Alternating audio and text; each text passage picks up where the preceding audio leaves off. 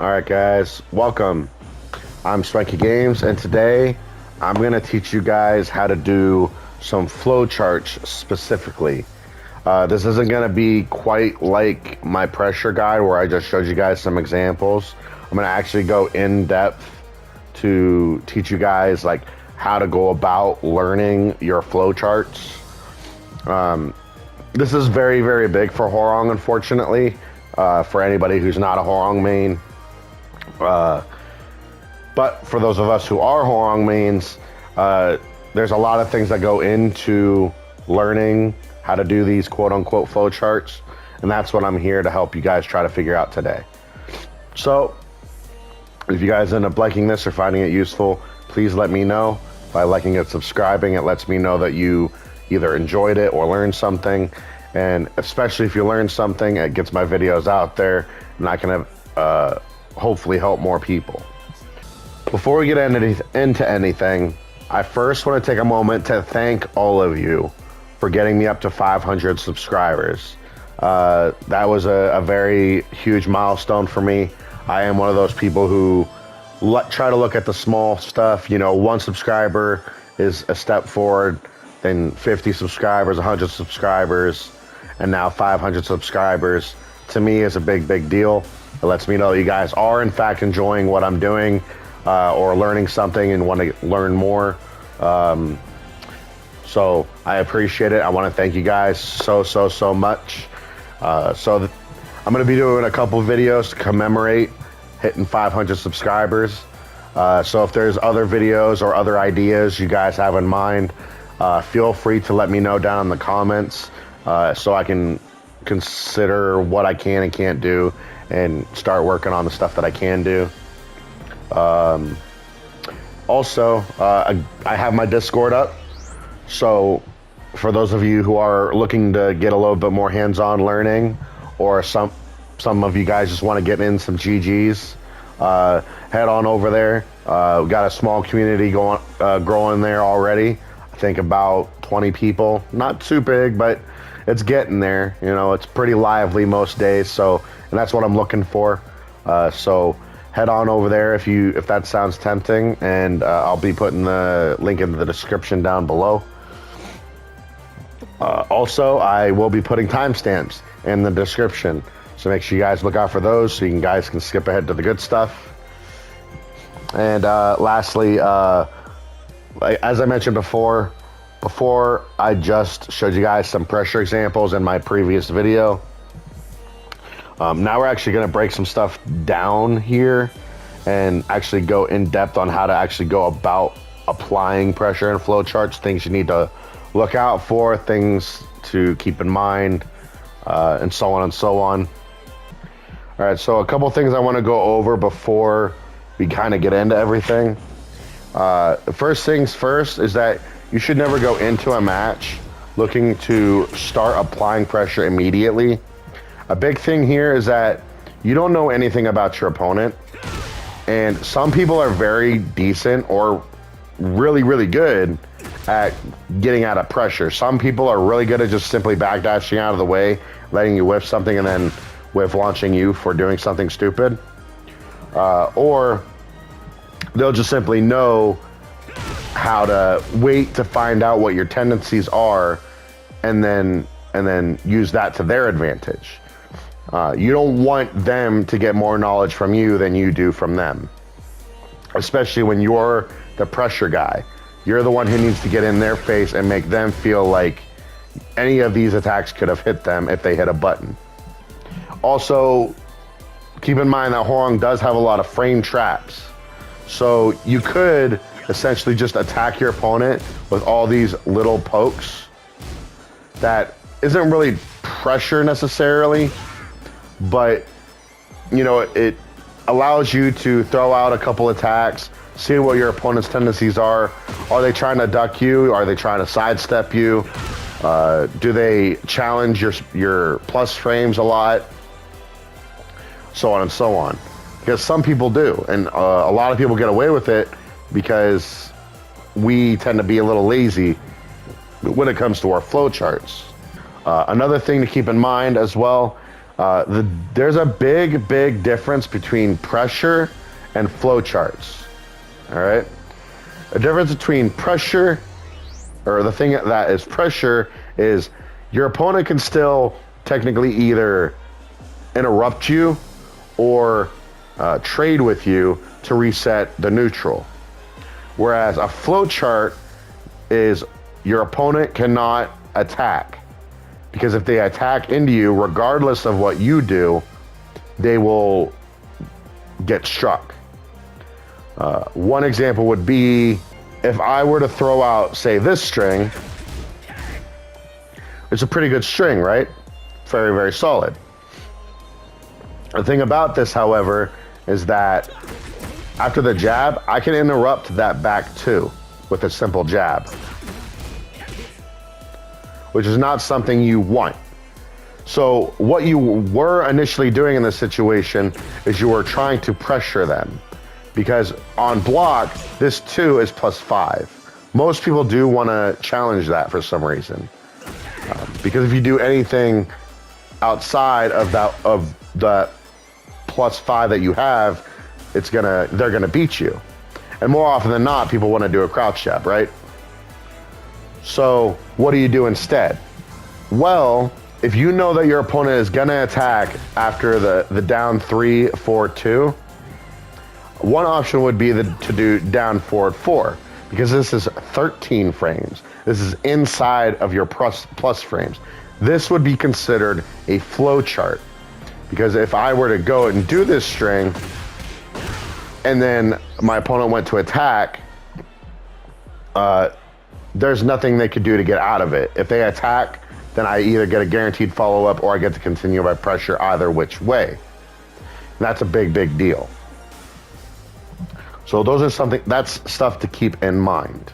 Another string that you guys might not think about is something like this, right?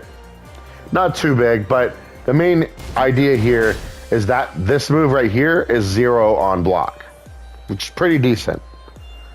The problem here is that also means that I can jab and trade you for it, right? Or whatever I want to do. So if I know that my opponent is going to jab after I do this string here, if I know that they're going to do a jab there, what I might opt to do instead is either a down back 3 or a back 4, for example. I might do a sidestep into a launch or whatever I want to do. A prime example of this would be the same exact string and a back 4. The cool part about back 4 is that it's a high crush. So if I know that my opponent's going to go for jabs, I might opt to do that back 4. Because as you guys just saw on counter hit, he gets a crumple stun, which means that there's something guaranteed here, whether it be down forward 1-3 or your heat engager. Either which way is fine. But the point is that because my opponent attacked into me, I now got damage and guaranteed damage on top of that because my opponent wanted to attack into me. So those are very big. The last thing I do want to point out, and this is kind of a big deal, aside from your forward 2+3 grab, which is 12 frames, and out of right flamingo stance, forward 4, your fastest move is your 1 jab out of flamingo. And that's either one. So unless you are 100% planning to go for the grab or forward 4, which is an 8-frame startup out of right flamingo stance, your fastest move is 13 frames. So if I do 2, 3, you can see that I'm at +3, correct? On block. So I could essentially trade with my opponent to get a jab. Like so. The reason that's the case is because, again, my fastest attack is 13 frames to come out, and I was at +3. That also being said, however, there are moves like up 3, for example, on block is +5. Which means not only can I jab them and beat them, But I actually have a couple more options I can do that would essentially beat anything they could do, because I stayed within my plus frames. But you do got to keep in mind that aside from those couple exceptions, like +3 is basically neutral, +5 is more or less +2, and so on and so on. So you got to keep that kind of stuff in mind when you're trying to stick with flowcharts specifically, so that your opponent is less likely to interrupt something that you're doing. Another thing that I've been seeing in my comments is a lot of you guys are dealing with like your opponent's ducking you. And to that I say, like, you guys have multiple options. For example, some of you guys are probably getting hit by something like this, right? Or something like this, right? So the thing here is that you have multiple options. You got really, really good mids that you could be taking advantage of. For example, you could just do a very simple poke, like a mid poke, to keep your opponent honest. For example, as you guys can see, I'm hitting down 1, just like I was before. But not only is it not coming out, you can't even see my character duck. Another prime example would be maybe down forward 4, for example. Not only is this +1 on block if they don't do anything, but if they do try to crouch jab me, I get launch punished. I get counter hit launched specifically, which is a big thing. So, or say I want to do up 3, for example. Another one really good option might be to do 3 neutral forward, like so. That way, if I try to do anything, including jab, it's not interruptible. Another option, if you want to really try to mess with your opponent, is maybe use your down forward 3 power crush. For example, that could be something to really throw your opponent off with as well. So something I have found to be fairly useful is doing something like, as you can see, I went and jabbed, tried to do a jab, and the mid caught me, right here. So then I immediately stood up because I didn't want to get hit again, right? But then sometimes maybe your opponent doesn't want to stand up.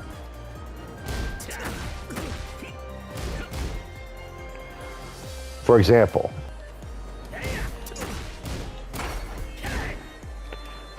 something like that could happen, where unfortunately it's a dummy. I can't really make him do what I want him to do, but you get the idea, right? So they don't want to stand up, so you keep throwing out these little mid kicks that normally on block would be only +2, which is not good when you're in left flamingo stance.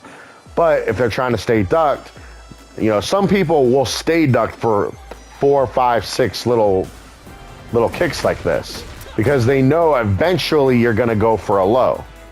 So what do you do in this case? Maybe you do forward 3, or maybe you do back 4-3 is another good option, or back 3, up forward 4.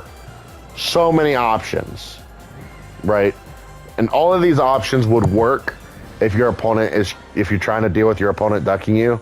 But this is where I also have to reiterate what I mentioned before, is that do not go into a match without learning your opponent's tendencies before applying your pressure. Because even though this is good in theory, this is a pressure tool. This is not a flowchart tool. You cannot do this endlessly without being interrupted. So you got to keep that kind of stuff in mind. Another option would be, like, in my opinion, probably one of the best examples I can bring to you guys when it comes to something like this is down forward 1-3. On hit, it's +6, which is fantastic. But if you take what I said in consideration, your fastest move being your jab, it's more like being at +3, which is still fantastic because that means your jab can't be interrupted, this mid can't be interrupted. If you want to go for your low option, at the very, very worst, you might trade with a jab. But in either which way, the idea here is that on block, you're actually at -2, for example. You're actually at -2, which if you're thinking about it in Flamingo terms, you're actually at -5, which is not a situation when you want to find yourself in. It's not really the greatest spot to be in when you're trying to apply pressure, but what if you could beat any option that your opponent throws at you? Within reason. There are some exceptions, like if they throw out a grab, you're probably screwed. If they throw out a proper low, you could be screwed. Or a rage art, for example. There are exceptions, obviously. However, there are some options that maybe some of you guys never really thought of before. And I'm wondering if you guys ever actually tried this stuff before. Have you guys ever thought of maybe doing back 1 out of left flamingo? For example.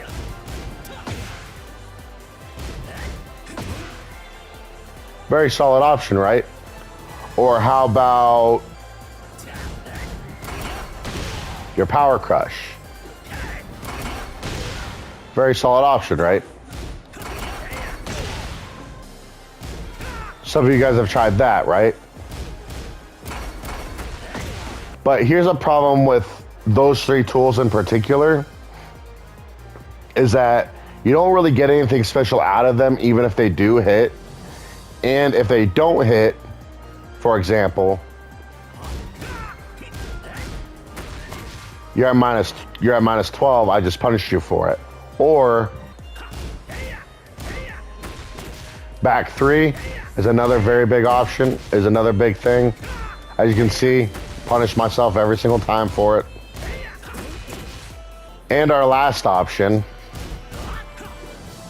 back 1. All I have to do is do a backdash and I can get out of range here. Why is that a bad idea or a big deal? Because I can launch you for it. And even if I block it, I can still punish you, as you guys can see. And what's more is, as you guys just saw, I was throwing this out with me blocking and it still missed, like so. The big problem here is that I didn't even do anything and I just got a free launch for you from you throwing that out. That's why it's a big deal. But maybe you guys could take a different approach. One option would be to do a sidestep. A lot of you guys forget that in Flamingo, you can still sidestep, right? That is one option, but I understand that it's a kind of a weak sidestep and you might be a little bit intimidated. So what other options do you got? Another option that I found to be pretty useful is down forward 3 power crush. Cancel specifically. Like so. Something like that can really throw your opponent off. So make sure you guys are bearing this kind of stuff in mind as you guys are practicing your flowcharts and whatnot.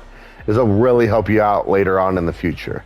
Did you guys know that Hwoarang has 2 fairly decent tech traps? Basically, what a tech trap means, at least to me, is a move that jails, like, is its own individual move, but you can actually do another move that jails into it. And Hwoarang has 2 of these, 2 very decent ones. The first one being forward 4. If your opponent blocks this, they cannot duck it. For example, as you guys can see, if I get hit, I can block this, right? But if I duck it, I can't, or if I block it, I cannot duck it. This is a big thing. Another big thing is actually out of right foot forward, and it's forward 3. Hwoarang has an arguably even more possibly considered broken tech trap here, where after forward 3, if it is blocked, he gets a free grab attempt. What does this mean? Well, again, if I get hit by this, I can duck the grab pretty comfortably. However, if I block the forward 3, I cannot duck the grab. It's a big deal. So I have to break the grab. And a lot of people aren't going to see that coming like that. Especially if they tried to duck after that forward 3, they're probably not going to have a great time. So make sure you guys are bearing small stuff like that in mind. Maybe try it against your opponent and see what they try to do. All right, so next we're going to go ahead and cover some pressure and flowchart examples. Keep in mind that for the most part, they're pretty flowcharty.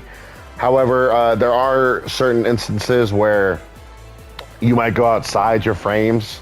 For example, the first one's pretty much the only one that I did that's really a pressure example.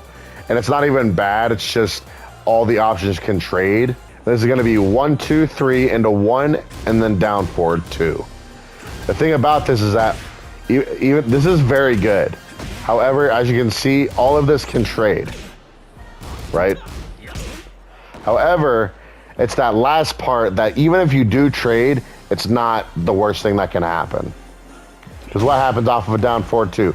Even a traded one, you launch them, right? Pretty simple.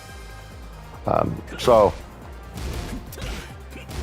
this is probably the only instance where that I showed you guys that can technically be interrupted, and obviously it can all be ducked, but we're talking about staying inside of a flow chart. It's kind of going to be on you guys to decide an alternative means to avoid being punished or crouch jab, for example. Like one option is, and I mentioned this earlier, is once you go into flamingo, try doing down forward 3 forward power crush. If you absorb an attack because they're jabbing, they might decide to back off because you absorbed an attack. Another option could be maybe just don't go into flamingo and see what happens. Or you can try to do that sidestep we mentioned earlier. For example, you could always try doing a sidestep like I mentioned before as well. And that could be all you need to do to throw your opponent off. So another example is going to look something like this. And the cool part about this whole string is if I try to do a jab at all, I die. And what's more, even if I know that high is coming and I duck that last high, if I try to do anything standing up, I potentially die. I basically have to do a crouch jab. However, this is why you have alternatives. For example, this is why you have alternatives. Unfortunately, like I mentioned before, I can't get the dummy to do exactly what I want them to do. However, you guys get the idea. If they do duck that, you have options as well to kind of get yourself out of those situations.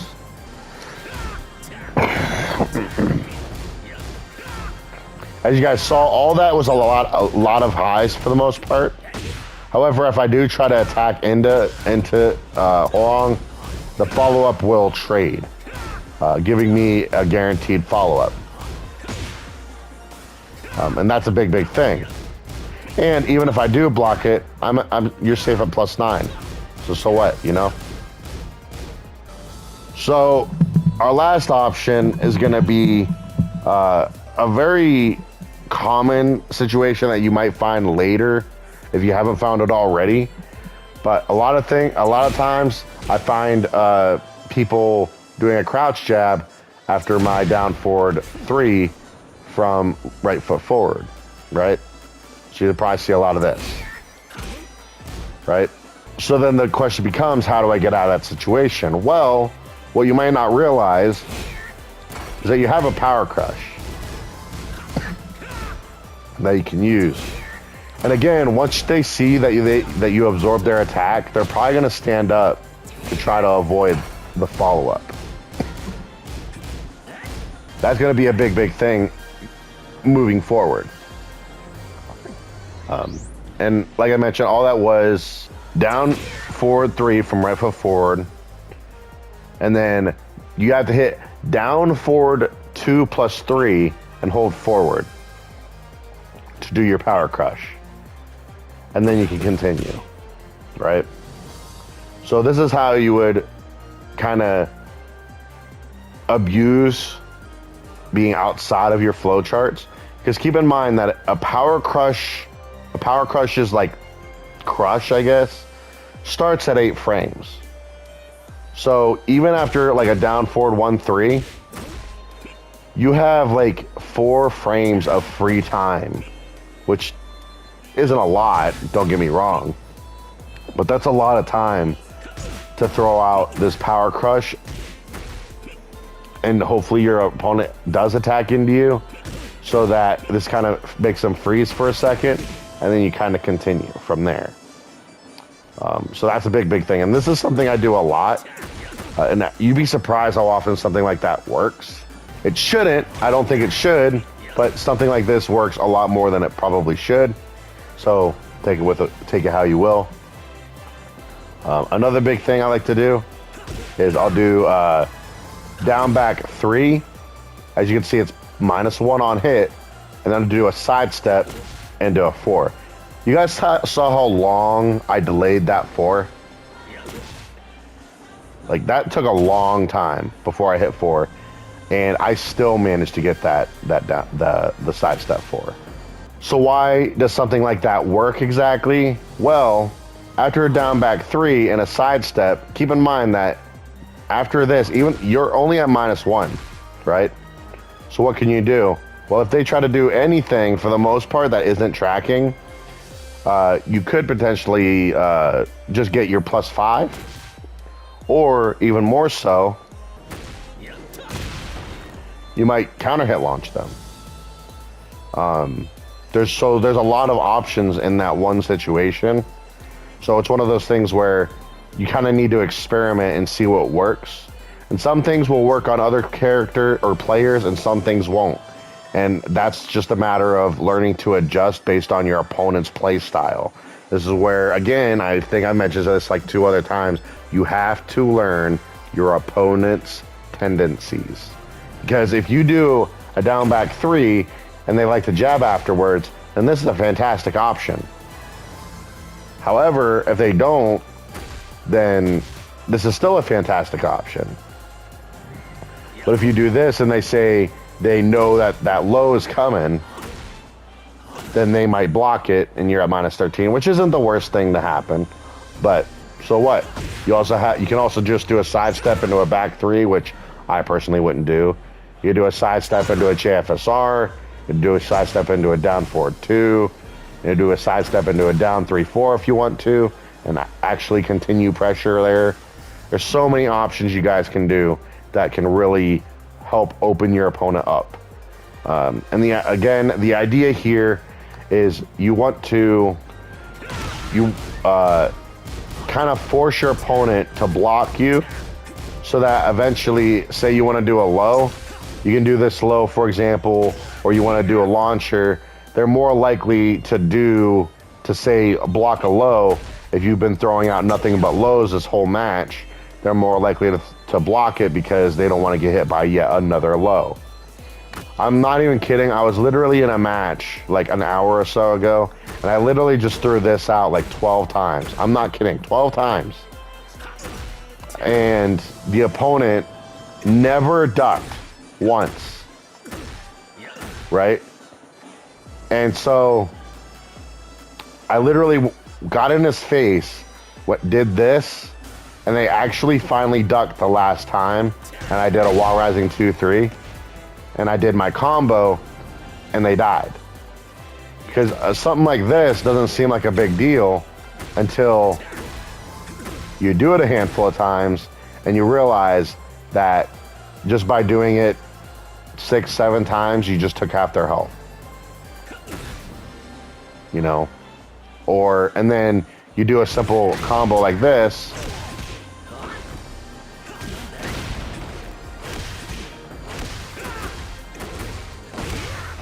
And it really makes that damage stack. So the best idea, especially going into a match, just try to whittle your opponent's health down with some minor pokes here and there. Down back 3 is a fantastic low poke to just kind of chip away at their health. Forward 4-3 is a fantastic move. Down forward 4 is a fantastic move. Forward 1+2 is pretty good. You do lose your turn afterwards, but even on hit, it's +2. It counter hit, you get guaranteed counter hit follow-ups afterwards. So many other options. So keep these kind of things in mind as you're practicing and I guess trial and erroring your flowcharts, and you should be fine. So now, before we do finish things off, let's actually go over the notations for the pressure examples I just showed you guys. The first one was going to be 1, 2, 3. Keep in mind, on block, this leaves you at +3, which is like being neutral on block.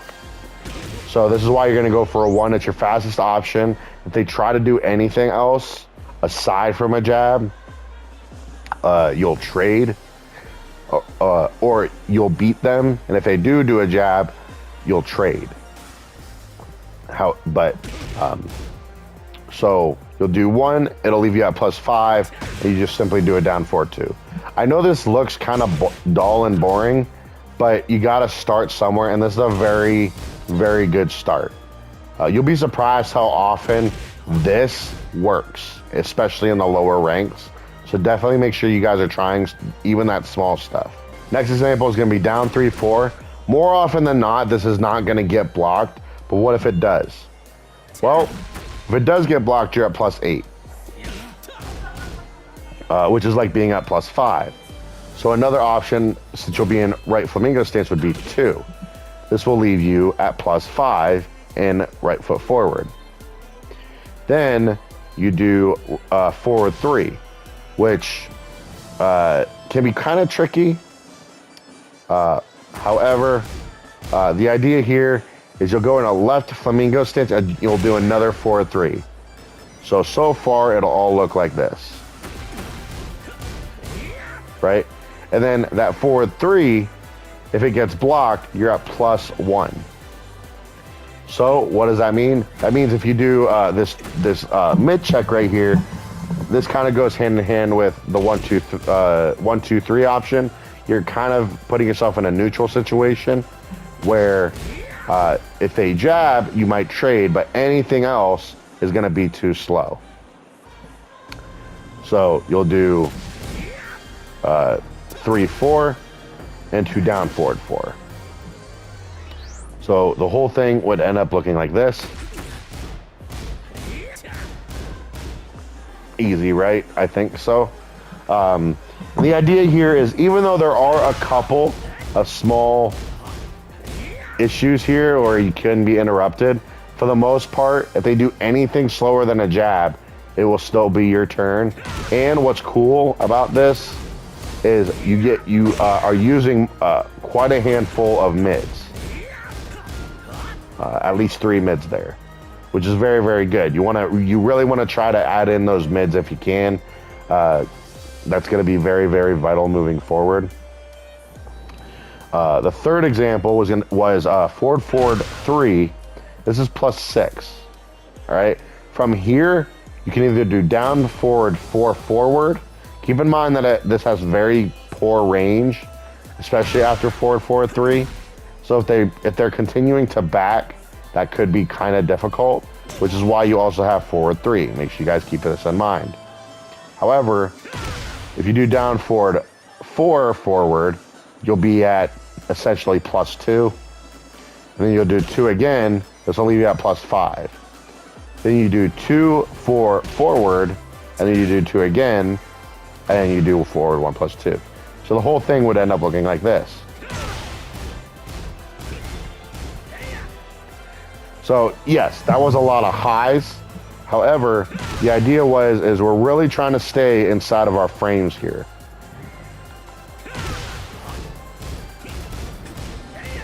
But we're keeping it fairly simple by just ending it after a handful of attacks. How many attacks is that? 1, 2, 3, 4, 5, 6, 7. 7 attacks. That's kind of on the longer side and kind of putting you in a bad situation, but it's also keeping you inside those frames. So all the way up until that forward 1 plus 2, unless they duck you, if they try to do anything, everything that you do will interrupt them. Everything.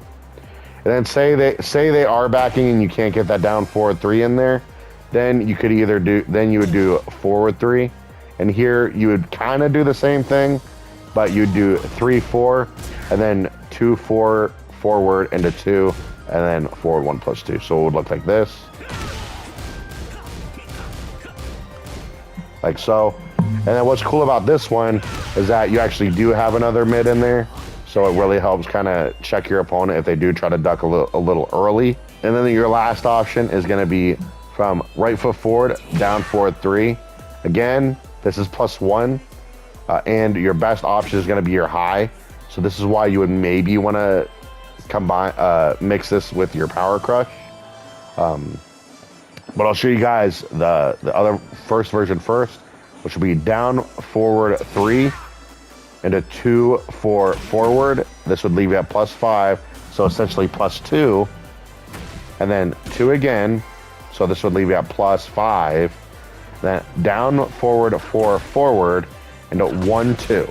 On block, this 1, 2 will leave you at neutral. And then you would do back 4. So it would look like this.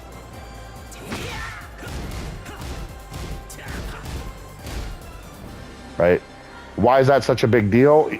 Well, if I have my Hwoarang dummy here kind of do everything I just showed you, like so.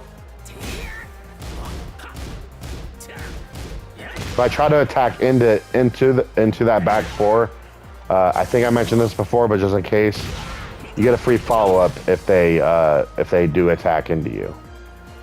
So that's very, very nice. And what's more is, even though you were at neutral after that 1, 2, this is a high crush. So this will avoid a lot of highs. This is very, very nice. And then the other option was going to be your power crush, and basically a lot of the same stuff. So you do 3, 4, 2, 2, 4 forward, 1, 2 into back 4. And then you potentially get that guaranteed hopeful follow-up. And that's pretty much it as far as like the examples I can really show you guys. I really wish I could explain how to do flowcharts and whatnot a little bit better. Hopefully this helped guide you along the idea of how to go about doing it better. Past here, all you can really do is experiment.